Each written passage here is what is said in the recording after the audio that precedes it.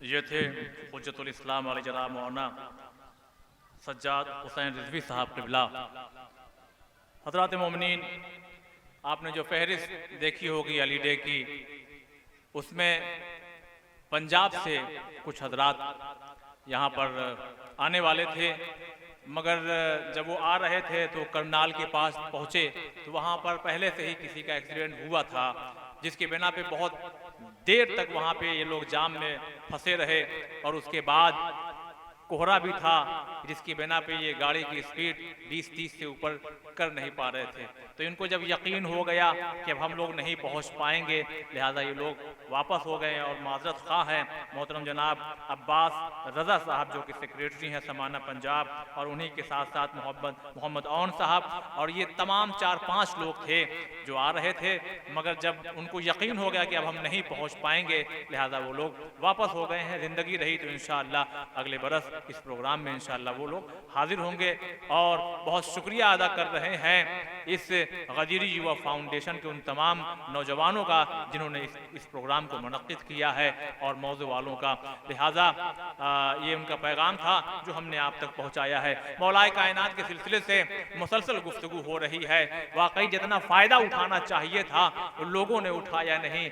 कभी पूछा, जबकि कह चुका हूँ, कभी पूछा सर में बाल कितने हैं, कभी पूछा कौन सा जानवर अंडा देता है और कौन सा बच्चा देता है, कभी पूछते हैं मेरी मुट्ठी में क्या है, कभी पूछते हैं ये बताइए मैं घर जाके क्या खाऊंगा। ऐसे ही जनाजा ला के पेश किया गया। मुझे वाकया नहीं सुनाना है, लग जनाजा ला के पेश किया गया। आइए मैं 4 मिसरे सुनाता हूँ। हाथ जो मातम सरवर में उठा रखा है, हाथ जो मातम सरवर में उठा रखा है, इसने बातिल की हवाओं को दबा रखा है। पहले पढ़ने तो दो हैदर को जनाजे की नमाज, फिर बताते हैं कि ताबूत में क्या रखा है। पहले पढ़ने तो दो हैदर को जनाजे की नमाज, फिर बताते हैं कि ताबूत में क्या रखा है। आइए मैं अब गुजारिश गुजार हूँ मोहतरम जनाब सैयद अफजल अब्बास साहब, चेयरमैन शिया वक्फ बोर्ड बिहार, मशहूर हस्ती, मशहूर शख्सियत, इनकी खिदमत इनके सिलसिले से आप बखूबी वाकिफ़ हैं। गुजारिश गुजार हूँ तशरीफ़ लाएँ। आप हजरात आवाज़ बुलंद नारे सलवात से इस्तकबाल कीजिए।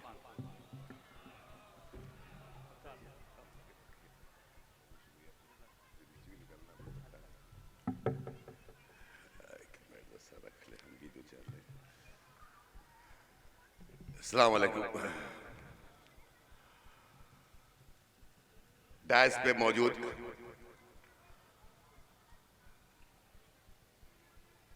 सदर मोहतरम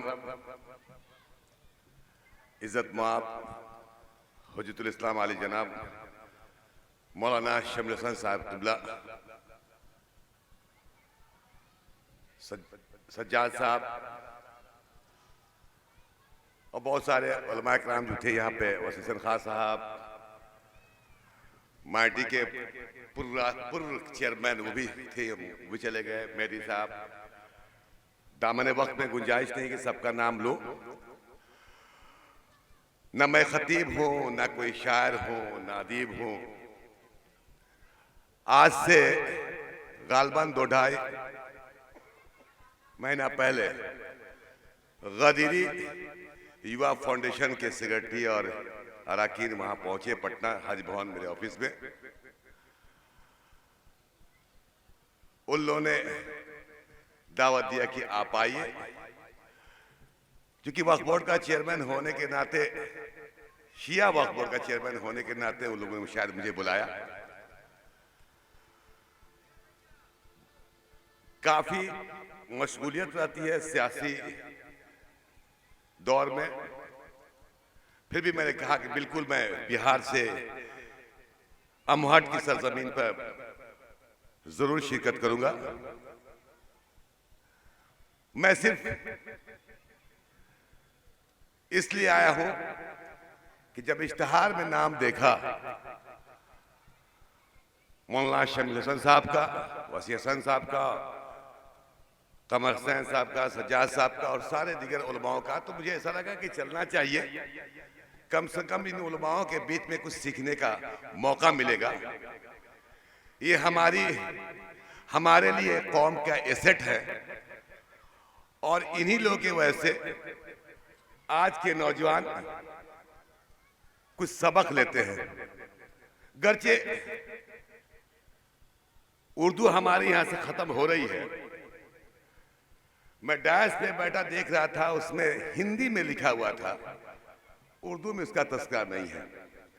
कम से कम उर्दू में भी होना चाहिए। कभी लोग कहा करते थे कि शियों को विरासत में उर्दू मिली है और शिया ही उर्दू से दूर होते जा रहे हैं। जब हम उर्दू ही नहीं जानेंगे तो अरबी कहां से जान पाएंगे। मुझे ऐसा लगा कि हालांकि मैं तनकीद नहीं कर रहा हूं, इससे फायदा भी है कि जो उर्दू नहीं जानते हैं वो हिंदी से भी पढ़ लेंगे, लेकिन उर्दू में भी होने चाहिए। बिहार में मेरी मादरी जबान उर्दू है।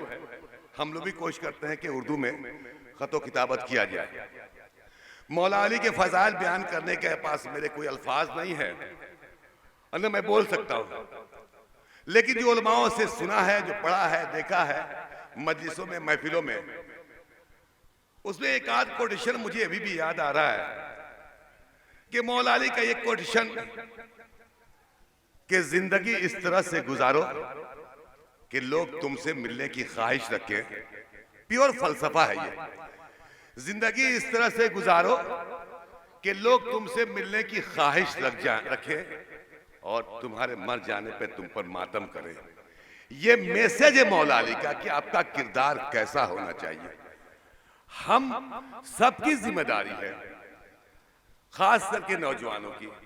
हम या अली नारे हैदरिया हरदम अली अली करें, इसमें कोई कोताही नहीं होनी चाहिए, लेकिन बाअमल भी होना जरूरी है। सिर्फ या अली कह के ठीक है, आप कहें अच्छी बात है, सवाब मिलेगा, लेकिन किरदार अली पे अमल करना हमारा फर्ज बनता है। हम चले तो लगे अली वाले हैं, हम निकले तो चले कि हुसैन वाले हैं। हमारा किरदार यजीद वाला हो, कैसा? हम हुसैन का मातम करते हैं। मैं बारहा मैंने कहा कि अब हालांकि इस बात को कहना नहीं चाहिए मुझे कि चूंकि वक्फ बोर्ड से जुड़ा हुआ मसला है, वक्फ बोर्ड के मैं चेयरमैन हूं। जब कोई वाकिफ वक्फ करता है तो लिखता है कि आज के बाद से ये अमानत अल्लाह के हवाले है, और इसकी अमानत अल्लाह के हवाले करके जाता है। लेकिन सीने पे हाथ रख के देखिए कि वक्फ की प्रॉपर्टी को किसने लूटा? कोई ना कोई, आप ही, हम ही, आपने हुसैन का मातम करने वाला ही हुसैन का माल लूटता है। जब मैं कहता हूं तो लोगों को बुरा लगता है। मैं चैलेंज करता हूं कि आपका दरवाजा अगर खुला हुआ है तभी चोर आएगा। पटना की सरजमीन पे हमारे साथ गुलजारबाग वक्फ स्टेट जो 1 नंबर है बिहार का, नजम साहब भी हमें मेंबर है, वक्फ बोर्ड के मेंबर भी हैं, वो भी तशरीफ लाए। मेरी भी कोशिश है कि वाकई सदाकत की बात होती है, वाकई ईमानदारी की बात होती है, वाकई हक की बात करती है, किसी का माल गसब ना हो इसकी बात होती है। ये सब तबलीग और तलकीन मौला अली की खिदमत, उनके खुतबात से जाहिर होते हैं। तो हमारा भी फर्ज बनता है कि उस पर अमल करें, चाहे उत्तर प्रदेश का मामला हो या बिहार का हो। मैं पंजाब गया था, समाना, वहां जब मैं गया तो वहां मुझे इनवाइट किया गया, तो मैं पहली बार गया समाना, बल्कि दिल्ली से सरकार रहा, 22 साल दिल्ली की सरजमीन पे सियासत की दुनिया में रहा। वहां गया तो लगभग 20,000 का मजमा था, और 20,000 के मजे में मैं यहाँ के हमारे सिक्योरिटी के सरदार लोग बैठे हुए हैं। 3-4 घर मुसलमानों की बस्ती घर है। पूरे सिखों ने जायरीन को अपना अपना घर दिया। ये मैसेज दिया कि हिंदुस्तान में गंगा जमनी तहजीब अगर सीखना हो, जानना हो, तो पंजाब की सरजमीन से देखो। ये तो हमारा हिंदुस्तान था। वहां जब गए तो वहां के फारूकी साहब एडीजी हैं वहां पे, वो के वक्फ बोर्ड के बड़े पदाधिकारी हैं, भूल रहे हैं, इलाहाबाद करने वाले हैं। वहां 50 से 100 करोड़ पर ईयर इनकम है वक्फ बोर्ड का। क्या उत्तर प्रदेश में कितना इनकम है? बिहार में कितना इनकम है? काश वक्फ की प्रॉपर्टी का सही इस्तेमाल हुआ होता। माजी में कौन किया मैं नहीं जानता, मैं अपनी बात कर रहा हूं। वक्फ की प्रॉपर्टी का सही इस्तेमाल होता और हुसैन का मानने वाला, अली का मानने वाला उस राह पे चलता, तो आज शियों की हालत ना बिहार में बुरी होती, न उत्तर प्रदेश में होती। उसका अपनी बिल्डिंगें होती, अपना मकान होता, अपना हॉस्पिटल होता, अपना स्कूल होता। कहां है बताएं? न हमने किया न और लोगों ने किया। कहीं है स्कूल? मरहूम कल्बे सादिक साहब के 40वें में गया था, तो मैंने बड़ा अच्छा एक स्लोगन देखा था कि मस्जिद बनाना बहुत अच्छा काम है, उससे बेहतर है कि स्कूल बनना चाहिए। हम पे इस पे काम करें। गदीरी फाउंडेशन के युवाओं, मैं आपका शुक्रगुजार हूं कि मुझे मौका दिया बोलने के लिए। मैं दिल की गहराई से बोल रहा हूं, कोई बनावटी बात नहीं है। मेरी भी ख्वाहिश है कि कौम के बच्चे पढ़ें, तालीम हासिल करें, और तालीम हासिल करने के लिए इन ऐसे उलमा, ऐसे बुजुर्ग शख्सियत आलिम दीन शमीम हसन साहब का जिसके सर पे हाथ हो, उसका फायदा उठाना चाहिए हम लोगों को। दामने वक्त में गुंजाइश नहीं कि मैं तफसील से बात करूं। मैंने कहा कि मैं सियासी आदमी हूं, मजहबी एतबार से, क्योंकि मजहब का मामला है, शिया हो, मुसलमान हो, मौला के नाम पे महफिल थी, इसलिए मैं आ गया। और आने का मकसद सिर्फ ये था कि यहाँ जाके देखे। यहाँ आने के बाद से जो इमाम बारगाह देखा, वाकई दिल खुश हो गया कि यहाँ के नौजवान, कोई चंदा बाहर से नहीं, न फौरन से कहीं से, यहाँ के लोगों ने बनाया। ये जज्बा होना चाहिए ना कौम के मजहब की खिदमत करने का। हम तो लूट रहे हैं, जहां देखिए पटना के सरजमीन पे, अभी वसी हसन खान साहब बोल रहे थे, पटना के सरजमीन पे अगर हम अपने आप को शिया कहते हैं, अली का मानने वाला, हुसैन का मानने वाला, हजारों एकड़, हजारों करोड़ की प्रॉपर्टी हम लोगों ने बर्बाद किया। हम कहाँ हैं? हम अपने देखे, अपने बिसात देखे, हम कहाँ पे हैं? हम कहाँ खड़े हुए हैं? सिर्फ हुसैन का मातम करने से, अली का तस्करा करने से नहीं होगा। उनके किरदार को अपने किरदार में शामिल करने की जरूरत है। मेरी बात किसी को बुरा लगती हो तो लगे, ये लाइव चलता हो, बहुत लोगों को बुरा लगता होगा, लगे, उससे फर्क नहीं है। हक बात बोलने में अगर किसी को तकलीफ होता हो, लेकिन मेरा माबूद में जान, मैं किस गहराई से बोल रहा हूँ, दिल की गहराइयों से मैं कह रहा हूँ, मैं शुक्रिया अदा कर रहा हूँ। मैं चलते, चूंकि मुझे पटना अभी जाना, मैं 4 बजे स्क्वाड भी लगा हुआ, मुझे जाना है, और 6-7 घंटा का सफर है। कल भी मुझे मीटिंग है, चूंकि जेडीयू से जुड़ा हुआ हूँ, जेडीयू का अक़लियती शोबा का कौमी सदर भी रहा, तो जाहिर सी बात पार्टी का भी कुछ काम करना पड़ता है, मजबूरियां होती है, वरना मैं रात भर रहता। बस से इतना कहना चाहूंगा कि हम नौजवानों, गदीरी फाउंडेशन के युवा साथियों, काश इस तरह का मजमा, ये प्रोग्राम, बिल्कुल संजय सिंह ने सही कहा, क्योंकि मैं सियासी नजरिए से बोल रहा हूँ। संजय सिंह से बिल्कुल कहा, मैं अच्छे दोस्तों में से, दिल्ली में अक्सर मुलाकात होती थी, कि इस प्रोग्राम सिर्फ शियों के बीच में ना होके औरों के बीच में होना चाहिए, और ज्यादा से ज्यादा गैरों को बुलाने की भी कोशिश करें, हाथ जोड़ के बुलाएं, जैसे भी रिक्वेस्ट करके बुलाएं, ताकि ये मैसेज जाए। ये महदूद जो हमारे कौम तक अली अली अली ना रहे, दूसरे कौम तक पहुंचना चाहिए। मेरा ये कहना है। बस ज्यादा ना वक्त लगते हुए, एक 2000 के आसपास की बात है, मैंने एक प्रोग्राम किया था जब मैं रामविलास पासवान जी के साथ था दिल्ली में, अली और अदल इंसाफ। मरहूम सिब्बतरजी साहब भी थे, उस वक्त गवर्नर नहीं थे। रामविलास पासवान जी उस वक्त टेलीकॉम मिनिस्टर थे, हम उनके साथ हैं 10 साल तक। इमामिया हॉल में प्रोग्राम मैंने किया था, मुझे याद है, अली और अदल इंसाफ। तो किसी का एक कोटेशन मुझे याद, शायद कोई अल्फाज में गलती हो जाए, चूंकि मैं आलिम दीन नहीं हूं, हो सकता है कि लफ्जों का हेर फेर हो जाए।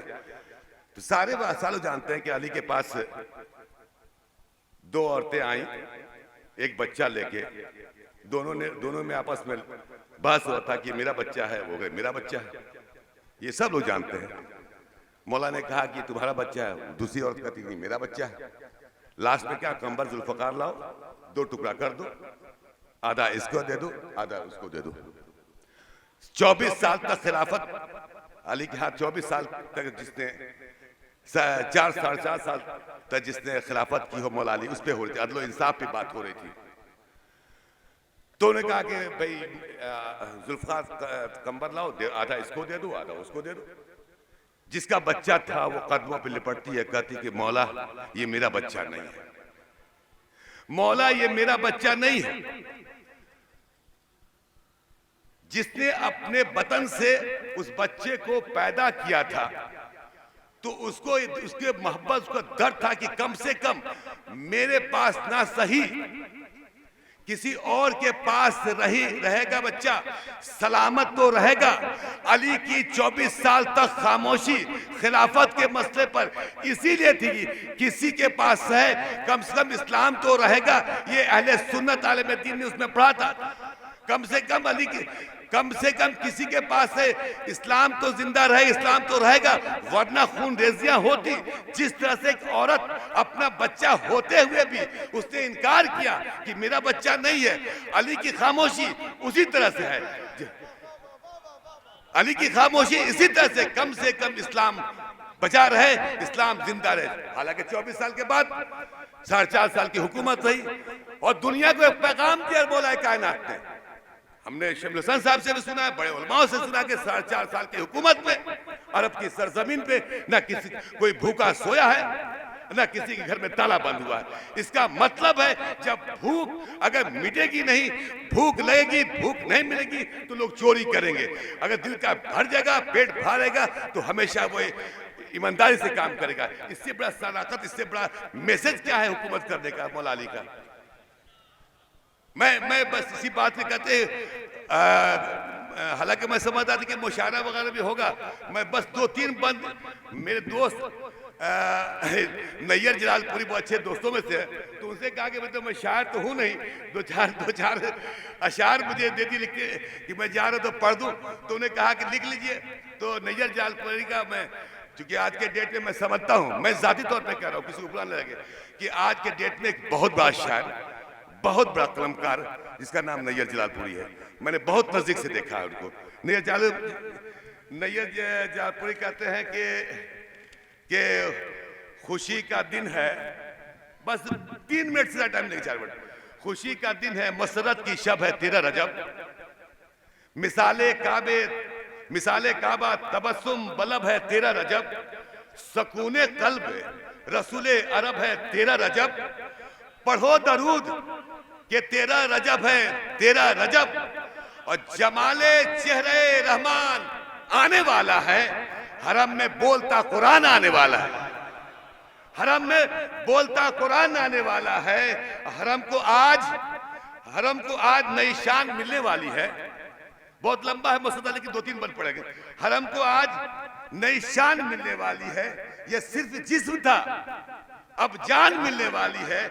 जहां को दौलत ईमान मिलने वाली है, हर एक सहीफे को पहचान मिलने वाली है। खुदा के वैद्य के, खुदा के शेर, नबी के वजीर का सदका बटेगा आज जनाबे अमीर का सदका, बटेगा आज जनाबे अमीर का सदका। और एक बार सलावत का साथ दे दे आप लोग। और दीवार जदारे काबे मुबारक ये बावकार हंसी है, जश्न आमद हैदर का इश्तिहार हंसी, मिटाए मिट ना सके ये शाहकार हंसी, जो यादगार है लम्हे तो यादगार हंसी। अब हरम के लबे हरम के तबस्सुम ने ये बताया है, अली को भेज के अल्लाह ने मुस्कुराया है, अली को भेज के अल्लाह ने मुस्कुराया है। और ये शेर देखे कि कहा इसी ने खमीर गूंधा था। शेर देखे, मैं सैल्यूट करता हूं जलालपुरी को।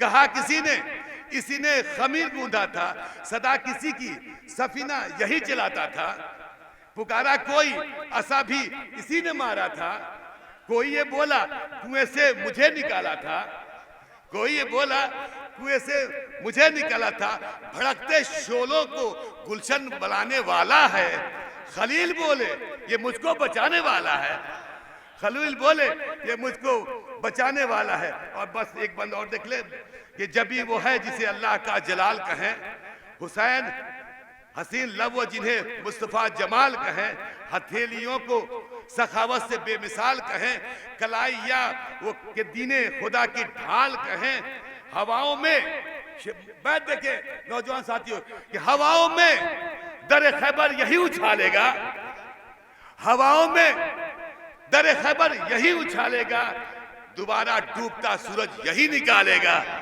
हवाओं में दर खैबर यही उछालेगा, दोबारा डूबता सूरज यही निकालेगा। वो पुतलियां के समाये हैं जिनमें दोनों जहां, वो तेवरियां के खुदा महरुमा की काहे कशा, वो दोनों आंखों में तस्लीम सलसबील रवा, खुदा के हाथ खुदा की जबी खुदा की जुबां, नजर में लेके मशीयत की शान आया है, मकान देखने मालिक मकान आया है, मकान देख ले मालिक मकान है।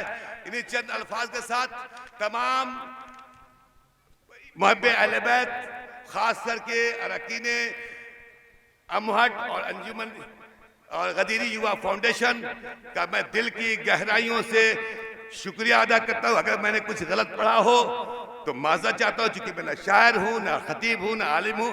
बस एक जज्बा था, एक दिल में ख्वाहिश थी कि मौला की खिदमत में हाजिर देकर अब सवाब दारैन हासिल करें। इन्हीं चंद अल्फाज के साथ खुदा हाफिज।